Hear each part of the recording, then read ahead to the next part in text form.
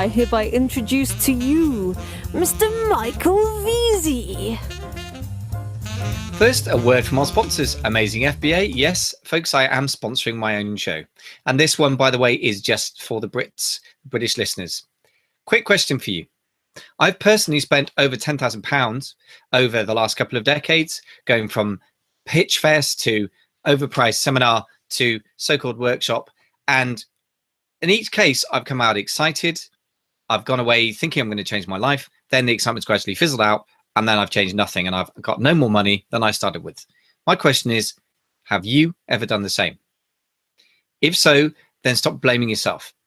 It's not your fault. It's just not how reality works. Now, there is one thing that all the successful Amazon sellers that I know, public or private, the famous gurus and the privately successful ones, have in common. And I'm going to tell you at the end of this episode what that is. Now, if you want to have a bit of a serious clue, then go to amazonmastermind.co.uk and find out more there.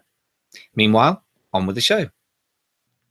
So, ladies and gentlemen, welcome back. We are talking with Connor Gillivan from FreeeUp.com, which are the specialists, or who are the specialists in Amazon outsourcing. So in this segment, Connor, I just want to address those people who are doing a bit better, just doing in the tens of thousands or possibly up to the $100,000 a month mark, or equivalent in pounds or euros. Mm-hmm. And just let's talk about what they should be sourcing and outsourcing, but more than just the task. Well, how do you think at this point they should be approaching the entire topic of outsourcing?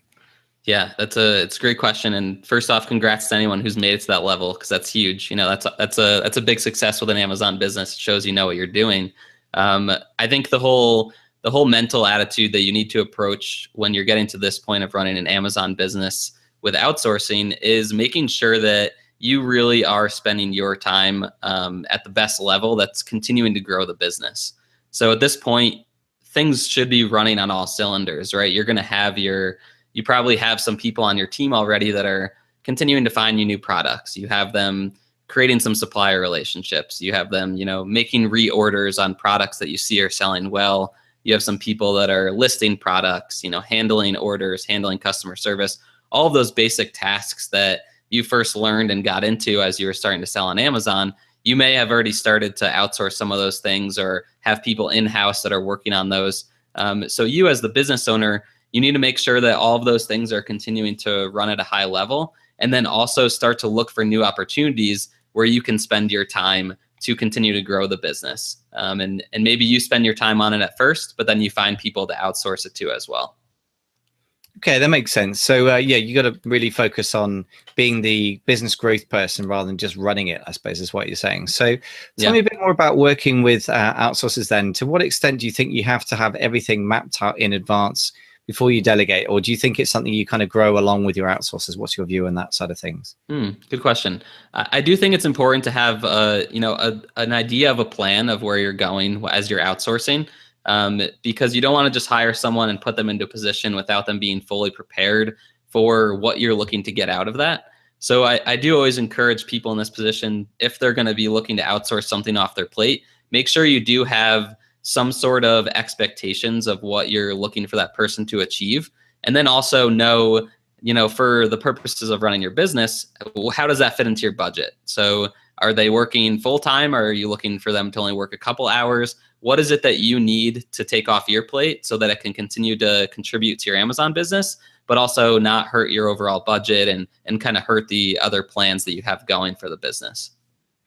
Okay, so in other words, you got to look at the balance between getting things off your plate versus the cash flow and the profitability of the business. Is that what you're saying? Yeah, it's a lot of timing too, right? So with Amazon and of course with online retail, everything's very, very seasonal, depending on what products you're selling. Then also, of course, Q4 is just the crazy time of year when anything sells, and it sells 5 to 6 times normal volumes that's happening throughout the rest of the year. So, first, second, third quarter, you may be hiring kind of consistently, taking things off your plate as your sales are growing or kind of going up and down leading up to the fourth quarter. And then as you're going into the fourth quarter, maybe that's when you're hiring a little bit more to make sure that you're really prepared to capitalize on what's about to happen. Makes a lot of sense. And I guess that brings us really to a topic I was going to ask you about sort of down the line. But I think let's talk about Q4 because we're in it, but it's sort of relatively early now. It's obviously a bit late to be planning any big private label buys via sea shipping from China or anything, because that time has long gone past. But nevertheless, we are ramping up for the biggest sales days at this point. What sort of thing, again, how would you approach the kind of expanding and contracting of your sales force around that seasonal variation that we all know so well from Amazon? Yeah, of course. So like I said, usually from my experience, sales are between 5 and 10 times what you're normally doing throughout the beginning of the year or the first 3 quarters. And so the way that we always did it when we were running our Amazon business was it was usually at the beginning of Q4. So about a month ago from when we're filming this, we would sit down and we would start to go through putting together some projections. Hey, you know, this is how much volume we think we're going to be getting in Q4 once Black Friday hits and Cyber Monday hits, and then those following weeks leading up to Christmas. And then we would, based off of that, we would create an estimate of, you know, how many people do we think we're going to need on the team? And then you start to think about other situations. You know, let's say someone gets sick and they're out for a week. That can be a huge detriment to you in your Q4 busy season. So you want to make sure that you have a backup. So I think when you're thinking about staffing during the Q4 and the holidays, you always want to make sure that you have some backups, so that if an issue does happen or someone quits or whatever the reason may be, it doesn't just fall back on your plate. You have other people that you can pull into the team and they can kind of take over things as well. I think it's a very important point that an awful lot of people are extremely optimistic about how they plan things. And yeah, the idea that you've outsourced something and then that person's no longer available is a just everyday reality that all of us must experience in our business lives if we've been an employee or any kind of freelancer. And yet suddenly when we're business owners, we have this magical expectation that those rules no longer apply to us. And of course they do. So I think that's a really important point. And so tell me, for example, if I'm outsourcing my supplier relationships and some listings to some FreeeUp workers, what happens if one of them is off sick or something like that?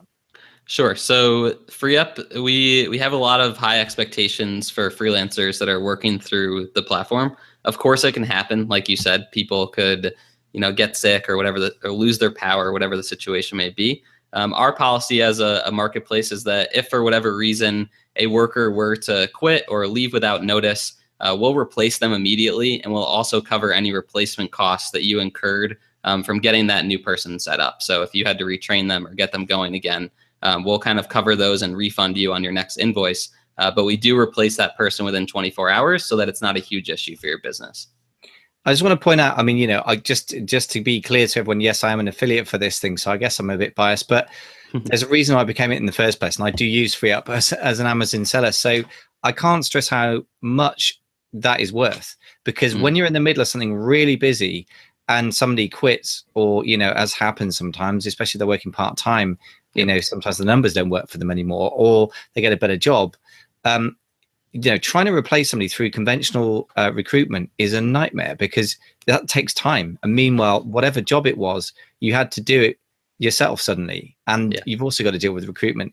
So I can't stress enough that if you're not going to use FreeeUp, then you must have some kind of backup person, because trust me from experience, that is painful, that moment. So you've got to have a backup. So if nothing else, I think that's a very powerful thing that FreeeUp offers there. FreeeUp, I should say. Yeah. So tell us a bit more about Q4 outsourcing. So obviously there's a lot going on in Q4. In your experience, what are the big things that people need to see if they haven't done Q4 before, or if they're not yet experienced at outsourcing to deal with Q4? What sorts of things do they need to get extra staffing for, and what things do they need to look out for that you wouldn't expect? Of course. So I'll start with the two most important that you always need people for, and then I'll kind of give another one that we've just found to be super useful as we've been going through the holiday seasons. So the first two are orders. Of course, orders and customer service, right? So in the holiday season, your orders are going to scale. Usually starting on Black Friday, they're going to skyrocket. That whole weekend is going to be crazy. Cyber Monday is going to be another big kick. And then over the past couple of years, the industry has just seen, you know, the spikes continue to go up in the next couple of weeks leading up to the Christmas day. So that's huge. You need those orders people. You want people backed up. And we always set up a schedule of people working different hours so that people don't get burnt out. So, you know, put them on for 2 hours to handle orders, give them a break. Have someone else work for 2 hours, give them a break. So you want to make sure that they're fresh, because a full 30 days of just fulfilling orders can be really tiring, and you can definitely start to go a little bit crazy. So orders is the first one. Customer service is the second. As some people listening may know, customer service has a little bit of a lag during the holiday season. So you'll have your Black Friday, you'll have your Cyber Monday, and then about 2 weeks later, that's when those people who made those orders are wondering where their product is, if it hasn't arrived yet. So I would say usually second week of December, that's when customer service really kicks in. And then it continues all the way through January, because people are looking to do returns or find refunds or whatever the case may be. So you want to make sure that you have people set up for those two positions. I would say those are the two most important. And then a third one that's been always useful for us during the holidays is having someone on your team that can closely monitor your best-selling products, or just all of your products if you don't have that large of an inventory, and make sure that they're repricing on a regular basis so that you're always trying to get that next sale. During the holidays, there's millions of people looking at listings on a daily basis. If you can have even a small edge up, even a penny over the next person, you could get that extra sale, and you could see that make a big impact over those 30 days. Okay, interesting. I mean, I guess that's more of a sort of retail arbitrage strategy, which I know a lot of people will do. And if you haven't yet got started with Amazon, certainly don't try and private label something before Christmas, guys. If you're listening and you're new, don't even go there. Just get out and do some arbitrage, in which case, yeah, the repricing strategy is very important. But thank you for pointing out that lag. It's really obvious once you've been around the block for a bit, but actually just something that's very important, that if you just hire a bunch of people in December, in January, you're going to be drowning in emails if you have a lot of sales. So that's a very, very good point. So tell us a few more of the other things that people use FreeeUp for. Give us a flavor of the sorts of different tasks. So we've talked about supplier relationships. We talked about customer service, which is obviously a classic thing to outsource early on. We've talked about creating listings. What else have we talked about? So yeah, doing obviously fulfillment work. If you do fulfillment yourself rather than fulfilled by Amazon. Sure. What sort of other areas that people tend to outsource? Yeah, of course. Another popular one for some of the larger sellers or some of the medium-sized sellers is Amazon PPC campaigns and work along those lines. So we have a lot of sellers who have seen a lot of success with that. Maybe they started doing it themselves, but they just don't have the time anymore to manage those campaigns and create new ones for different products that they're selling. So we have a lot of Amazon sellers that will hire PPC experts or PPC freelancers to come into their team, manage their campaigns, start new ones, and just keep them running on a regular basis. And a lot of people have seen success with that one. So that's another one. Another one that could be for, I would say more for, actually it could work for all levels, but someone to be regularly monitoring your metrics. I think that's something that Amazon sellers start to overlook at a certain point, just because they're more excited about getting sales and listing new products. But your metrics are so important with Amazon. And I mean, Amazon can temporarily suspend your account if they want to, because your order defect rate goes over 1% or whatever it may be. So having someone even for a couple hours each week just going through and making sure that your metrics are looking good and communicating with those teams that are handling those metrics, that can be super helpful to keep your account as safe as possible. That's really, really good. I just interject there that dealing with Amazon is like banging your head against the brick wall sometimes. So to outsource that to somebody else, as long as they know what they're doing, is that sounds like music to my ears, because anyone who's been selling on Amazon for more than 5 minutes will have experienced that already. So they'll know what I'm talking about. So yeah, that already sounds good. And I also wanted to say, underline how crucial it is to be right on top of your metrics. And you're so right. A lot of people ignore that. I get clients all the time. People get in touch saying they've been suspended. I don't deal with suspensions myself. I'll send them to CJ Rosenbaum in the States or Joshua Price in the UK or whoever else they want to work with. But yeah, I can't emphasize enough. You've got to keep an eye on the metrics. So you're absolutely right. So 2 points on that, just to feedback there.